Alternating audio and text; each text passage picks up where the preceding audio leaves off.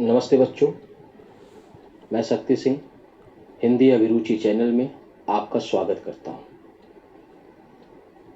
आज कक्षा 10वीं सीबीएसई बोर्ड की हिंदी पाठ्यपुस्तक स्पर्श भाग 2 की पहली कविता कबीर की साखी का सरल व्याख्या देने जा रहा हूं। सर्वप्रथम कवि का परिचय, साखी का उद्देश्य एवं कवि की भाषा शैली के बारे में बताऊंगा और उसके बाद कठिन शब्दों का अर्थ बताते हुए सरल ढंग से व्याख्या दूंगा ताकि आप सभी को कबीर की साखी आसानी से समझ में आ जाए। तो आइए आरंभ करते हैं। कबीर जी भक्ति काल के निर्गुण कवि थे। हिंदी साहित्य में एक समय था जिसका नाम है भक्ति काल। उसमें 4 बड़े कवि हुए, सूर, कबीर, तुलसी और मलिक मोहम्मद जैसी। उसमें कबीरदास जी सबसे प्रमुख है। कबीरदास जी राम को कण-कण में मानते थे। उनका मानना था कि उनके जो राम है वह धनुष बाण वाले राम नहीं है। उनके राम किसी भी रूप में, किसी भी वेश में, कहीं पर भी मिल सकते हैं। कबीर जी का जन्म 1398 ईस्वी में हुआ, वाराणसी में। कबीर जी पढ़े लिखे नहीं थे। उन्होंने स्वयं कहा है, मसी कागद छुओ नहीं, कलम गयो नहीं हाथ। वह बोलते थे और उनका एक शिष्य उसे लिख लिया करता था। कबीरदास जी 120 वर्ष तक जीवित थे। उनका जो समय था राजनीतिक, सामाजिक, धार्मिक उथल-पुथल का समय था। उनके समय में समाज में अत्याचार, अंधविश्वास, रूढ़िवादी सोच, दिखावा, ये सभी चीजें मौजूद थी। कबीर जी इन सभी चीजों से बहुत दुखी थे। वह समाज को एक बेहतर समाज का रूप देना चाहते थे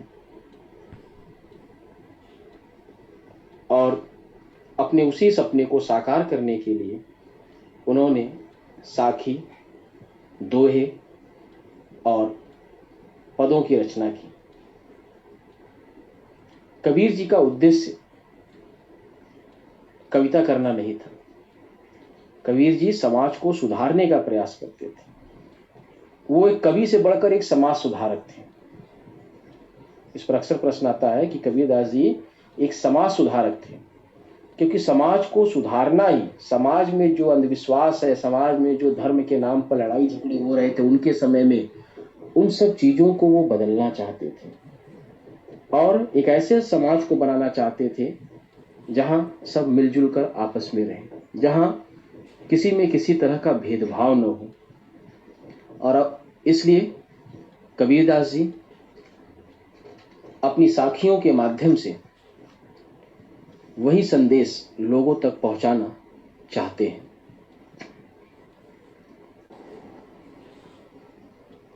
कबीर की भाषा शैली बहुत ही सीधी, सरल और आसानी से लोगों को समझ में आने वाली जन भाषा है। मैंने पहले ही कहा कि कबीरदास जी पढ़े लिखे नहीं थे। वह भारत का भ्रमण करते थे, यहां वहां जाते थे, क्योंकि कबीरदास जी एक संत थे। तो संत बनकर वह यहां वहां जाते थे और जहां जाते थे वहां के शब्दों को, वहां की भाषा को सीख लेते थे और उन्हीं भाषा को मिलाकर अपनी कविताएं बना देते थे, साखी दोहे बना देते थे। इसलिए उनकी भाषा को पंचमेल खिचड़ी या सदुक्कड़ी भाषा कहा गया है। पंचमेल खिचड़ी जिसमें कई चीजें मिल जाती हैं, सदुक्कड़ी साधुओं की भाषा, क्योंकि कबीर जी साधु के रूप में भारत की यात्रा करते थे और जो भाषा सीखते थे उसी भाषा को अपनी साखी में, अपनी कविता में प्रयोग कर लेते थे। साखी का अर्थ होता है साक्ष्य। साक्ष्य मतलब प्रमाण, सबूत, प्रूफ, प्रत्यक्ष ज्ञान। कबीरदास जी प्रत्यक्ष ज्ञान के बल पर लोगों को संदेश देते हैं। साखी का अर्थ अच्छे समझ लीजिएगा, प्रत्यक्ष ज्ञान या साक्ष्य। प्रत्यक्ष ज्ञान गुरु अपने शिष्य को देता है, प्रत्यक्ष ज्ञान गुरु अपने शिष्य को देता है। और साधु संतों में पुस्तकी ज्ञान की तुलना में अनुभव से जो ज्ञान मिलता है उसको महत्व दिया गया है। कबीर की जो साखी हम पढ़ेंगे उसमें भी इस चीजों को हम जानेंगे। तो अब पहली साखी पढ़ते हैं। ऐसी बाणी बोलिए मन का आपा खोई, अपना तन शीतल करें औरन को सुख होई। पहले अर्थ देख लीजिए इसका। बाणी, बाणी मतलब बोली या भाषा। बोलिए बोलना। आपा, आपा मतलब होता है अहंकार या घमंड। खोई मतलब होता है समाप्त करके, खोकर। तन शरीर या मन। शीतल, शीतल मतलब शांति। करे, करे का अर्थ होता है करना। औरन, औरन का अर्थ होता है दूसरों को। कौ को, होई होना। ऐसी बाणी बोलिए। कबीरदास जी यहां पर पहले साखी में, हर साखी में उन्होंने एक संदेश देने का प्रयास किया है। पहले साखी में वो मधुर वाणी का महत्व समझाते हैं। मनुष्य के जीवन में मधुर वाणी का क्या महत्व होता है उसे समझाते हुए कबीरदास जी कहते हैं कि ऐसी वाणी बोलिए मन का आपा खोए। मनुष्य को ऐसे मधुर भाषा का प्रयोग करना चाहिए जिसमें अहंकार का नामो निशान ना। मन का आपा, आपा मतलब अहंकार, मन मतलब मन, मन का अहंकार। मनुष्य को ऐसे मधुर शब्दों का प्रयोग करना चाहिए जिसमें मन के अहंकार का जरा सा भी मात्रा न हो। मतलब अहंकार त्याग कर मनुष्य को दूसरों से प्रेम से बातें करनी चाहिए। अपना तन शीतल करे औरन को सुख होए। जब हम किसी से अच्छे ढंग से बात करते हैं, जब किसी से हम मधुर शब्दों में बात करते हैं तो अपना तन, हम अपने मन को, अपने शरीर को शीतल करें। अपने मन को शांति मिलती है, हमें अपने मन को सुख प्राप्त होता है, क्योंकि हमारे कारण किसी को तकलीफ नहीं हुआ, किसी को कष्ट नहीं हुआ, बल्कि मेरे मधुर शब्दों को सुनकर दूसरों को सुख की प्राप्ति हुई। इस बात का हमें गर्व होता है, इस बात के लिए हमें हमारे मन को शांति मिलती है। औरन को सुख होए। और जब हम किसी से मधुर शब्द में बात करते हैं, मधुर वाणी में बोलते हैं, तो औरन मतलब दूसरों, तो दूसरों को भी सुख की प्राप्ति होती है। जो हमारे मधुर शब्दों को सुनता है, हमारी भाषा को सुनता है, उसको भी सुख की प्राप्ति होती है। वह सोचता है कि व्यक्ति कितने अच्छे से बात करता है, कितना रिस्पेक्टफुल व्यक्ति है। तो यहाँ पर कबीर जी हमें संदेश दे रहे हैं कि हमें दूसरों से मधुर शब्दों में बात करना चाहिए, प्रेम शब्दों में बात करना चाहिए, क्योंकि बोली भाषा ही वह माध्यम है कि हम किसी को अपने से दूर कर लेते हैं अपने बोली के द्वारा, और अपनी भाषा से किसी को हम अपने पास कर लेते हैं। दुश्मन भी दोस्त बन जाता है, मधुर वाणी में वो महत्व है, मधुर वाणी में वह काबिलियत है। कबीर जी के समय में आपस में लोग धर्म के नाम पर, अंधविश्वास, परंपराओं के नाम पर लोग लड़ते थे, इसलिए कबीर जी उन्हें मधुर वाणी का महत्व समझा रहे हैं पहली साखी में। कस्तूरी कुंडली बसे मृग ढूंढे बन माही, ऐसे घटी घटी राम है दुनिया देखे नाही। कस्तूरी, कस्तूरी एक सुगंधित पदार्थ जो हिरण की नाभि में पाया जाता है, हिरण की नाभि में पाया जाता है, उसमें से सुगंध आती है और उसको, उस सुगंध को सूंघकर हिरण पाने के लिए बड़ा परेशान हो उठता है और उसको पाने के लिए जंगल जंगल भटकता है, लेकिन वो सुगंध को जंगल में ढूंढ रहा है, कस्तूरी को जंगल में ढूंढ रहा है, जबकि कस्तूरी है कहाँ? उसके पेट की नाभि में, उसकी नाभि में है। कुंडली, कुंडली का मतलब होता है नाभि, जो पेट के बीचों बीच होता है। बसय मतलब होना, मृग मतलब हिरन, और ढूंढे, ढूंढे मतलब खोजना। बन, बन मतलब जंगल। माही, माही का अर्थ होता है में। ऐसो, ऐसे। घट, घट, कण, कण में। कण, कण मतलब हर जगह पर, पेड़ में, पौधे में, मिट्टी में, पत्थर में, घर में, मंदिर में। कण, कण राम है, भगवान है। दुनिया देखे ना, दुनिया संसार, देखे मतलब देखना, और ना ही मतलब नहीं देखना, ना ही मतलब नहीं। यहाँ पे कबीरदास जी अपने इस साखी के माध्यम से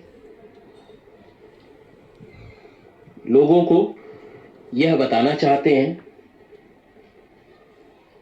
कि जिस ईश्वर को वह मंदिर, मस्जिद, काबा, कैलाश, तीर्थ स्थानों में ढूंढ रहे हैं, वह ईश्वर तो उनकी अंतर आत्मा में मौजूद है।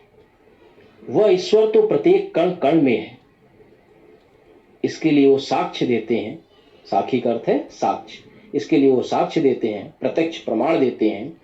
कस्तूरी कुंडल बसे, जो कस्तूरी नामक सुगंधित पदार्थ है वह हिरण की नाभि में होता है, और हिरण उसकी खुशबू से बेचैन होकर ढूंढे बन माही, जंगल जंगल में उस कस्तूरी को ढूंढते फिरता है। उस सुगंध से व्याकुल होकर उसे जंगल में ढूंढ रहा है। इस बात से वह अनभिज्ञ है, इस बात का उसे ज्ञान नहीं है कि जिस कस्तूरी को वह जंगल में ढूंढ रहा है वह कस्तूरी तो उसके स्वयं के नाभि में ही है, उसके पेट के पास ही है। ठीक वैसे ही कबीरदास जी कह रहे हैं कि हम मनुष्य भी अज्ञानता के कारण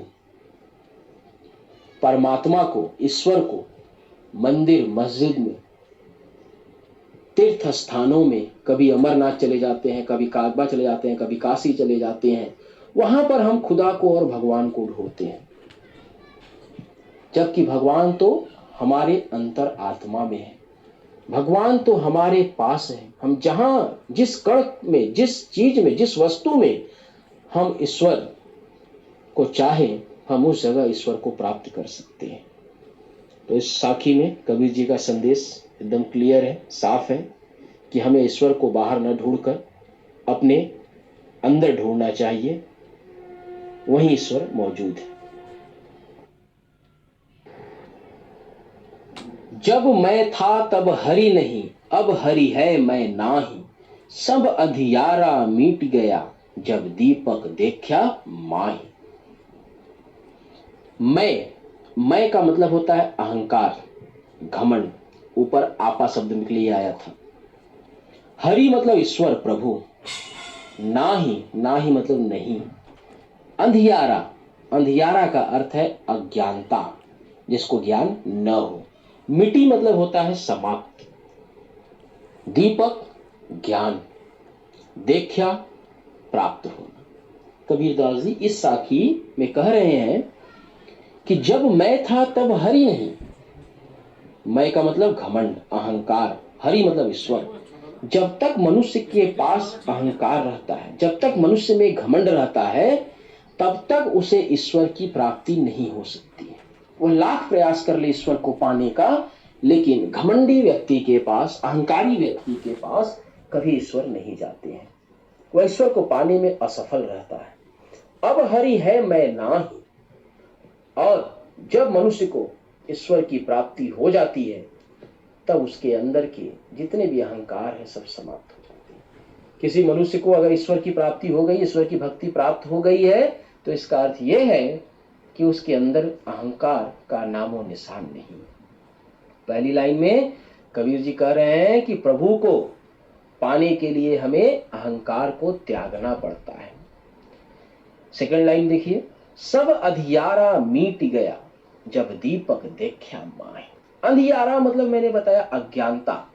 हमारे अंदर की जो बुराई है, जो अज्ञानता है, ये सब मिट गया, समाप्त हो जाती है। हमारे अंदर की जितनी भी बुराइयां हैं, हमारे अंदर की माया, मोह, छल, कपट, ये सब जो है, ये सब समाप्त हो जाते हैं। सब अज्ञानता का जो अंधेरा है, अज्ञानता के समान जो अंधेरा है, वो अंधेरा मिट जाता है।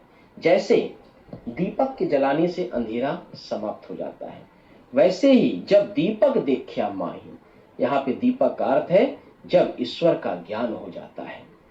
जब ईश्वर का वास्तविक ज्ञान हो जाता है, तब हमारे अंदर की सारी बुराइयां, सारी अज्ञानता समाप्त हो जाती हैं। जरा ध्यान दीजिएगा, दीपक के ऊपर प्रश्न आता है। दीपक मतलब यहाँ पर ज्ञान। जब मनुष्य को सच्चा ज्ञान मिल जाता है तो उसके अंदर की सारी बुराइयां समाप्त हो जाती हैं। इसका संदेश लिख लीजिए आप लोग। इसका संदेश है कि ईश्वर की प्राप्ति होने पर मनुष्य के अंदर की सारी बुराइयां मिट जाती हैं। सुखिया सब संसार है, खाए अरु सोवे, दुखिया दास कबीर है, जागे अरु रोवे। सुखिया का अर्थ है सुखी, और खाए का अर्थ है भोग करना। भोग करना मतलब लग्जरी लाइफ जीना, सुख साधन की सारी चीजों का इस्तेमाल करना। अरु का अर्थ है और सोए का अर्थ है सोकर समय बिताना, आलस्य के साथ जीना। दुखिया दास कबीर है, जागे अरु रोवे। दुखिया दुखी, कबीर जी और साधक लोग जो ज्ञानी लोग हैं। कबीर यहाँ पर कबीर के लिए भी है और साधक लोगों के लिए भी है जो ज्ञानी लोग हैं। जागे का मतलब होता है सचेत रहना, सावधान रहना, चौकन्ना रहना। रोवे का अर्थ है रोना। कबीरदास जी इस साखी में कहते हैं कि सुखिया सब संसार है, संसार के सभी मनुष्य सुखी हैं। इस संसार में हर मनुष्य सुखी है। क्यों? क्योंकि खाए और सोवे, क्योंकि वह केवल वस्तुओं का भोग करता है, सुखों का भोग करता है और मौत से अनभिज्ञ होकर सोता रहता है। इस धरती पर वह किस लिए आया है, इस बात से वह अनजान है। उसके जीवन का उद्देश्य केवल सुख सुविधाओं का भोग करके जिंदगी में आराम करना, इसी को वह सुख मानता है। कौन? सब मनुष्य की कबीरदास जी बात कर रहे हैं कि सभी मनुष्य इस संसार की सुखों का भोग करके इसी को सुख मानते हैं। दुखिया दास कबीर है, पर कबीरदास जी जैसे लोग दुखी हैं, अर्थात ज्ञानी लोग, साधक लोग दुखी हैं। क्यों दुखी हैं वो? क्योंकि संसार वालों की ऐसी हालत देखकर उनसे रहा नहीं जा रहा है।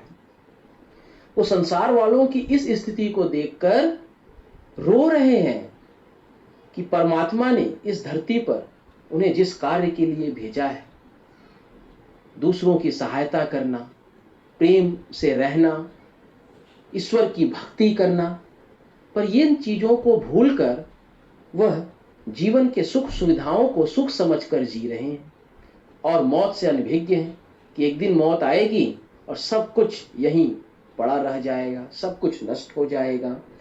तो कबीरदास जी लोगों की स्थिति को देखकर जागे अरु रोवे, रो रहे हैं।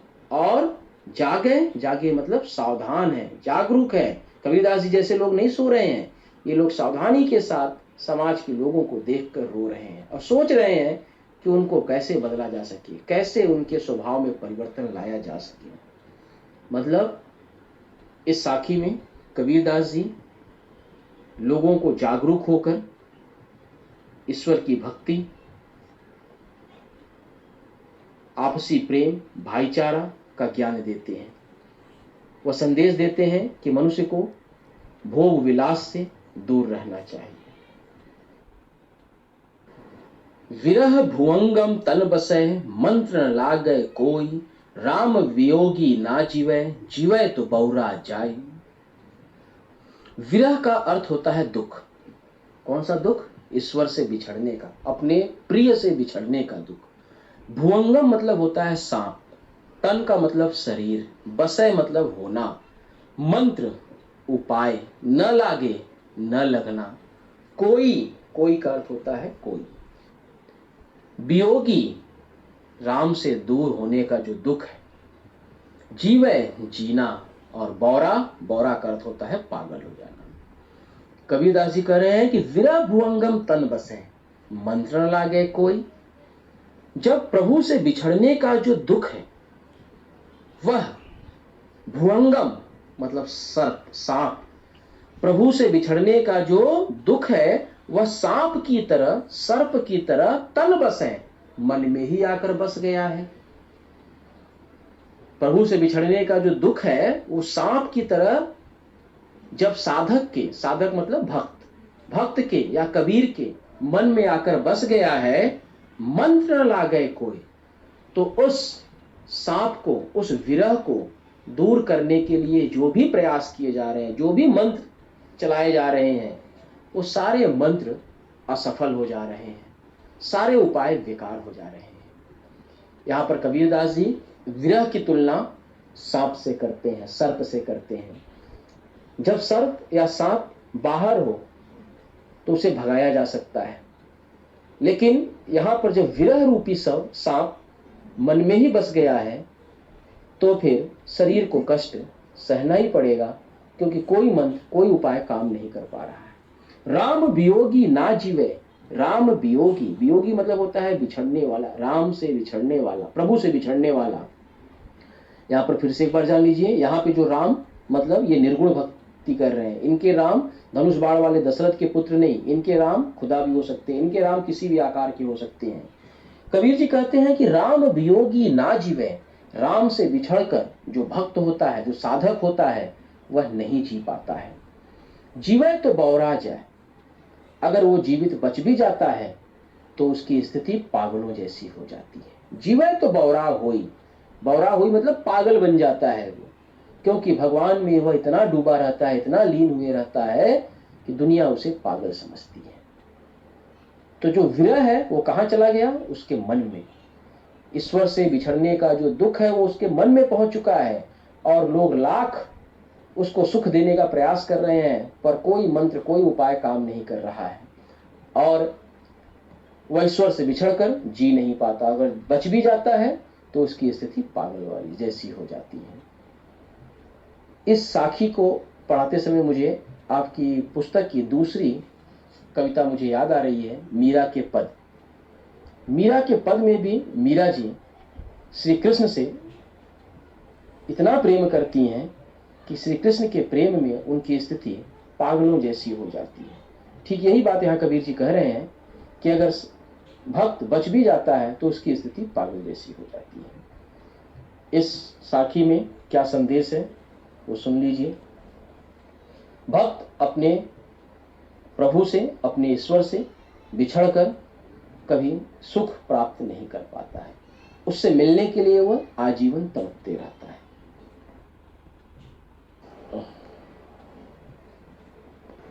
निंदक नेड़ा राखिए आंगनी कुटी बधाए, बिन साबुन पानी बिना निर्मल करे सुभाई। निंदक, निंदक का अर्थ होता है बुराई करने वाला, जो पीठ पीछे हमारी बुराई करता है उसे कहते हैं निंदक। नेड़ा, नेड़ा का मतलब होता है समीप या पास, नेड़ा मतलब समीप, पास। जो निंदक होता है उसे हमें अपने पास रखना चाहिए। राखिए मतलब रखना। आंगनी, आंगनी मतलब आंगन, घर के बीचों बीच जो खुली जगह है जहां से हमें आसमान दिखाई देता है उसे हम कहते हैं आंगन। कुटी, झोपड़ी, घास फूस की बनी हुई झोपड़ी। बधाई, बधाई मतलब बनाकर। बिन साबण, बिना साबुन के। पानी बिना, बिना पानी के। निर्मल, निर्मल मतलब पवित्र, साफ। सुभाई, सुभाई का मतलब होता है स्वभाव।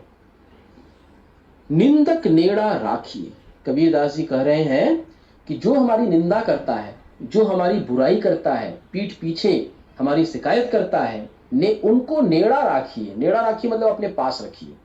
हमें निंदक को अपने पास रखना चाहिए। आंगन कुटी बसाए, वो भी इतना पास कि अपने घर के आंगन में एक झोपड़ी बनाकर उन्हें रहने के लिए दे देना चाहिए। अब यहाँ कहने का मतलब ये है, झोपड़ी बनाकर देने का मतलब ये है कि उनको हमें अपने हृदय के पास रखना चाहिए, अपने एकदम समीप रखना चाहिए। कबीरदास जी ऐसा क्यों कह रहे हैं कि निंदक को हमें अपने समीप रखना चाहिए? क्योंकि वह निंदक हमारे समीप रहकर हर वक्त हमारी कमियों को बताएगा और उस पर हंसेगा, हमारा मजाक उड़ाएगा, और हम अपनी उस कमियों को दूर करेंगे। जब जब वह हमारी कमियों पर हंसेगा तब तब हम अपनी उस कमी पर मेहनत करके सुधार करने का प्रयास करेंगे। बिन साबुन पानी बिना, जैसे बिना साबुन और बिना पानी के, जो निंदक होता है वह बिना साबुन और बिना पानी के निर्मल करे स्वभाव, हमारे स्वभाव को पवित्र बना देता है। जैसे हम अपने तन के मैल को निकालने के लिए, तन के मैल को दूर करने के लिए साबुन और पानी का प्रयोग करते हैं, ताकि हमारा शरीर, हमारा जो तन है वह स्वच्छ हो जाए, साफ हो जाए। लेकिन हमारे मन की जो बुराई है, हमारे मन का जो मैल है, उसे निंदक निकालता है, और वो भी बिना साबुन, बिन पानी, बिना पानी के। वो हमारी कमियों को बताकर हमारे मन को निर्मल कर देता है, पवित्र कर देता है। इस कहने का मतलब समझ लीजिए कि निंदक जब जब हमारी बुराइयां करेगा तब तब हम अपनी उन बुराइयों को दूर करने का प्रयास करेंगे। तो कबीरदास जी, साखी का जो उद्देश्य है कि हमें निंदक से भागना नहीं चाहिए। जो हमारी निंदा करता है, हमें अपनी कमियों को सुधार कर अपने मन को पवित्र बनाना चाहिए। पोथी पढ़ी पढ़ी जग मुआ, पंडित भयान कोई, एक असिर पीव का पढ़े सो पंडित होय। पोथी का मतलब होता है मोटी मोटी पुस्तकें, पढ़ी पढ़ी पढ़कर, जग संसार, मुआ मर जाना, पंडित ज्ञानी, भया, भया मतलब होना, न कोई नहीं कोई, एक असिर एक अक्षर, एक शब्द, पीयू, पीयू मतलब प्रिय। कौन पीयू है? ईश्वर, परमात्मा। पढ़े पढ़ना, सु वह, होई, होई का अर्थ है होना। कबीरदास जी अपनी साखी के माध्यम से कहना चाहते हैं कि पोथी पढ़ी पढ़ी जग मुआ, मोटी मोटी पुस्तकों को, मोटे मोटे ग्रंथों को पढ़कर इस संसार के लोग इस दुनिया से चले गए, मृत्यु को प्राप्त कर लिए। पंडित भया न कोय, लेकिन सच्चा ज्ञानी कोई नहीं हुआ। मोटे मोटे पुस्तकों को पढ़ने के बाद भी कोई ज्ञानी नहीं हुआ, इस दुनिया में आए और इस दुनिया से चले गए। मतलब कबीरदास जी कहना चाहते हैं कि मोटी मोटी पुस्तकों को पढ़ने से कोई व्यक्ति ज्ञानी नहीं होता है। एक असिर पीव का पढ़े सो पंडित हुए, एक अक्षर जो उस प्रिय, प्रिय मतलब ईश्वर, परमात्मा का, एक अक्षर जो परमात्मा का पढ़ लेता है, पढ़े सो पंडित हो, वही व्यक्ति सच्चा ज्ञानी होता है। कबीरदास जी सच्चा ज्ञानी किसे कहते हैं? पढ़े सो पंडित होए। सच्चा ज्ञानी वही है जो एक अक्षर प्रेम का, ईश्वरीय प्रेम का एक अक्षर जो पढ़ लेता है, जिसको राम शब्द का ज्ञान हो गया। यहां पर एक अक्षर ईश्वरीय प्रेम की बात की गई, एक अक्षर मतलब ईश्वरीय प्रेम। तो कबीरदास जी कहते हैं कि जो मनुष्य एक अक्षर ईश्वरीय प्रेम का पढ़ ले, वही सबसे बड़ा ज्ञानी है। कबीरदास जी एक संत थे, और संत लोग पुस्तकीय ज्ञान की तुलना में अनुभव के ज्ञान को अधिक महत्व देते हैं। मैंने ये बात पहले भी कही थी, इसलिए यहां पर कबीरदास जी ईश्वरीय प्रेम को महत्व देते हैं, पुस्तकीय ज्ञान को महत्व नहीं देते हैं। साखी का उद्देश्य मोटे मोटे ग्रंथों को पढ़कर कोई पंडित नहीं बनता है, अपने अनुभव से मनुष्य ज्ञानी बनता है। हम घर जाल्या आपड़ा लिया मुराडा हाथ, अब घर जालो तास का जे चले हमारे साथ। जाल्या का अर्थ होता है जलाना। आपणा मतलब अपना, मुराड़ा जलती हुई लकड़ी, हाथी हाथ, जालो मतलब जलाना, तास का खुद का, जे जो, चले चलना, साथ ही साथ। कबीरदास जी कहते हैं हम घर जाल्या आपना लिया मुराड़ा हाथ, अब घर जालो तास का जे चले हमारे साथ। जाल्या का अर्थ होता है जलाना, आपना मतलब अपना, मुराड़ा जलती हुई लकड़ी, हाथी हाथ, जालो मतलब जलाना, तास का खुद का, जे जो, चले चलना, साथ ही साथ। कबीरदास जी कहते हैं हम घर जाल लिया आपना, हमने तो अपने घर को जला लिया है, लिया मुराड़ा हाथ, और जलती हुई लकड़ी को, जलते हुए मसाल को अपने हाथों में ले लिया है। अब यहाँ पे कबीरदास जी अपना घर जला दिए। घर का मतलब समझ लीजिए, घर का यहाँ पे अर्थ है अपने मन के माया मोह को, अपने मन के लालच को, अपने मन के स्वार्थ को, अहंकार को कबीरदास जी ने समाप्त कर दिया, जला दिया। और तभी तो वो भक्ति के मार्ग पर निकले हैं। जब तक कोई मनुष्य अपने अंदर की माया, छल, कपट, मोह, स्वार्थ, लालच, इन सबको निकाल नहीं देता है, तब तक वो ईश्वर की भक्ति कैसे प्राप्त कर पाएगा। इसलिए कबीरदास जी कह रहे हैं कि हम घर जाल लिया अपना, आपना मतलब अपना, हमने अपने घर को जला लिया है। घर का मतलब क्लियर समझ लीजिए, लालच, छल, कपट, अहंकार, हमने अपने अंदर से इन सब चीजों को निकाल दिया है। लिया मुराड़ा हाथ, और जलती हुई मसाल लेकर निकल पड़ा हूं भक्ति के मार्ग पर। और अब घर जालो तास का जे चले हमारे साथ।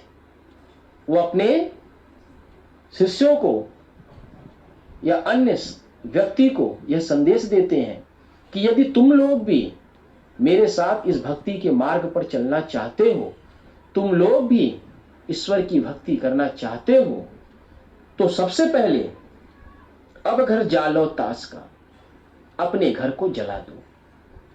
अपने घर को जला दो मतलब अपने अंदर की बुराइयों को समाप्त कर दो, अपने अंदर के अहंकार को, लालच, स्वार्थ को त्याग दो। जे चले हमारे साथ ही, यदि तुम मेरे साथ चलना चाहते हो। कहां चलना चाहते हो? ईश्वर भक्ति के राह पर, ईश्वर भक्ति के मार्ग पर।